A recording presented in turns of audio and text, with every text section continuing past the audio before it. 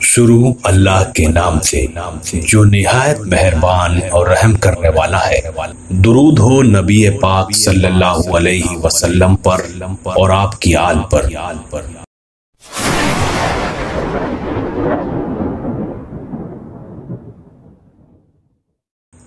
اگر آپ نے ابھی تک ہمارے چینل کو سبسکرائب نہیں کیا ہے تو مزید اچھے ویڈیوز پانے کے لیے ہمارے چینل کو سبسکرائب کریں اور سوشل میڈیا پر شیئر کریں۔ ایک دفعہ خلیفہ ہارون رشید حج کے لیے مکہ معظمہ گئے۔ مینا میں قیام کی پہلی رات تھی۔ اس کا وزیر فضل بن ربی رات گئے تو خیمے میں اس کے ساتھ بیٹھا رہا۔ پھر ہارون رشید سے اجازت لے کر اپنے خیمے میں چلا گیا اور خواب راحت کی مزے لینے لگا۔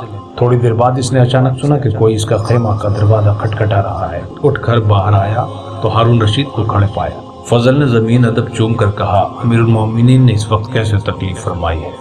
حضور حکم دیتے تو یہ غلام خود در دولت پر حاضر ہو جاتا۔ ہارون رشید نے کہا، اس وقت میرا دل کسی مرد کامل کی زیارت کا متمنی ہے، مجھے کسی ایسے بزرگ کے پاس لے چل۔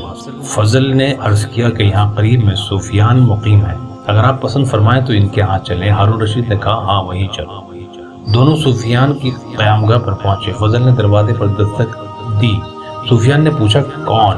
فضل نے کہا، امیر المومنین تشریف لائے ہیں۔ سفیان جلدی سے باہر نکلے اور بولے، امیر المومنین مجھے پیغام بھیج دیتے، میں خود حاضر ہو جاتا۔ ہارون کچھ دیر ان کے ساتھ گفتگو کرتا رہا۔ چلنے لگا تو پوچھا، کسی چیز کی ضرورت ہو تو ارشاد فرمائیے۔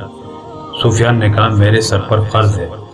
ہارون رشید نے فضل کو حکم دیا کہ ابو محمد کا قرض فوراً ادا کرنے کا انتظام کرو۔ پھر دونوں وہاں سے چل پڑے۔ اثناء راہ میں ہارون رشید نے فضل سے کہا کہ میرے دل کا اطمینان حاصل نہیں ہوا، کسی دوسرے مرد خدا کے پاس لے چلو۔ فضل نے کہا، امیر المومنین فلاں جگہ محدث عبدالرزاق بن حمام بن نافع الخمیری السنانی قیام پذیر ہے۔ ہارون رشید نے کہا، چلو انہی کے پاس چلتے ہیں۔ فضل نے عبدالرزاق بن حمام کی رہائش گاہ کا دروازہ کھٹکھٹایا تو اندر سے عبدالرزاق نے آواز دی، کون ہے؟ فضل نے جواب دیا، امیر المومنین آپ سے ملاقات کرنا چاہتے ہیں۔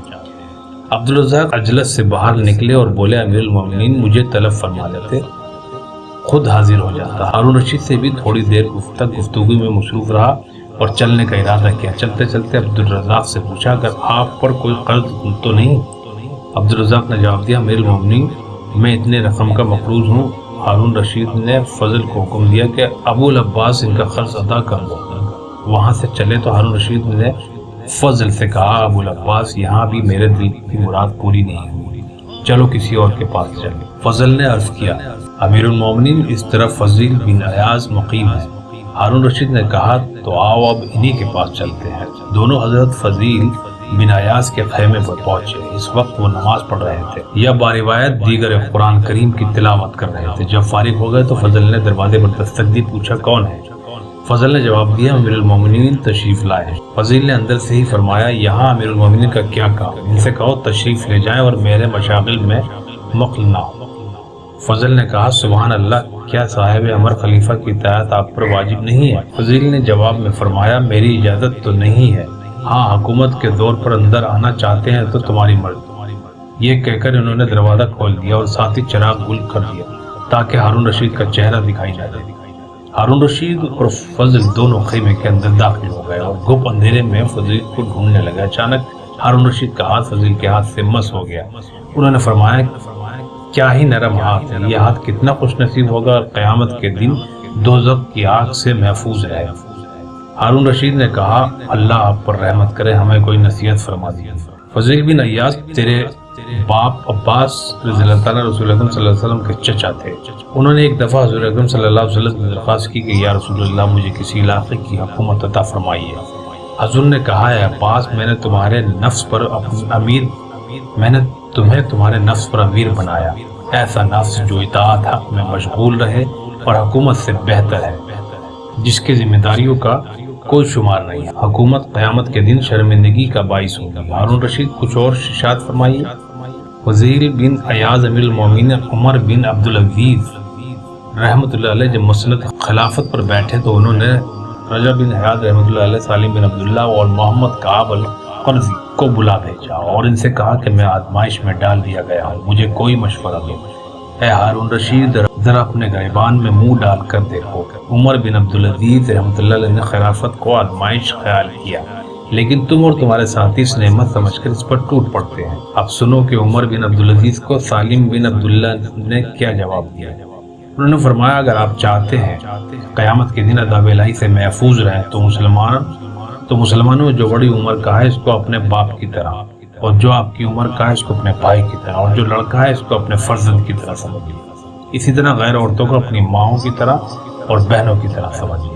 رجب بن حیاض رحمۃ اللہ علیہ نے کہا اگر آپ قیامت کے دن حق تعالیٰ کے سامنے شرمسار ہونا نہیں چاہتے تو مسلمانوں کے لیے وہی پسند کیجیے جو آپ اپنے لیے کرتے ہیں، اور جس چیز کو اپنے لیے برا سمجھتے ہیں اسے مسلمانوں کے لیے بھی برا سمجھیے، پھر جب چاہے بے خوف و خطر اپنی جان خالی ذائقے کی سپرد کر دیجیے۔ اے ہارون رشید، اے خلیفہ المسلمین، میں بھی تمہیں اس دن کا خوف دلاتا ہوں جب بڑے بڑے مضبوط قدم ڈگمگائیں گے اور اللہ تم پر رحمت کرے گا۔ تمہارے ساتھی عمر بن عبدالعزیز کے ساتھیوں کی طرح ہیں جو تم کو ان جیسا مشورہ دیتے ہیں۔ حضرت فضیل کے ارشاد سن کر ہارون رشید پر رقت طاری ہو گئی اور وہ اس قدر رویا کہ غشی طاری ہو گئی۔ جب ہوش آیا تو کہا کچھ مزید فرمائیے۔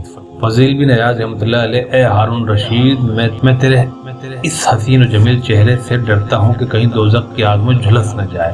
یاد رکھ کہ قیامت کے دن حق تعالیٰ تجھ سے ایک ایک مسلمان کی نسبت سوال کرے گا کہ تو نے اس سے انصاف کیا یا نہیں، یہاں تک کہ اگر کوئی بڑھیا کسی رات بھوکی سوئی ہوگی تو قیامت کے روز وہ بھی تیرا دامن پکڑے گی اور تجھ سے جھگڑا کرے گی۔ بس اس چہرے کو آگ سے بچا سکتا ہے تو بچا، اور زندگی کے لیل و نہار اسی طرح گزار کر تیرے دل میں اپنی رعیت کے بارے میں کوئی کھوٹ اور کینہ نہ ہو، کیونکہ رسول اکرم صلی اللہ علیہ وسلم نے فرمایا ہے جس حاکم نے اس حالت میں صبح کی کہ اس کے دل میں اپنی رعایا کے خلاف کینہ بھرا ہوا ہے، وہ جنت کی بو بھی نہ سونگنے پائے گا۔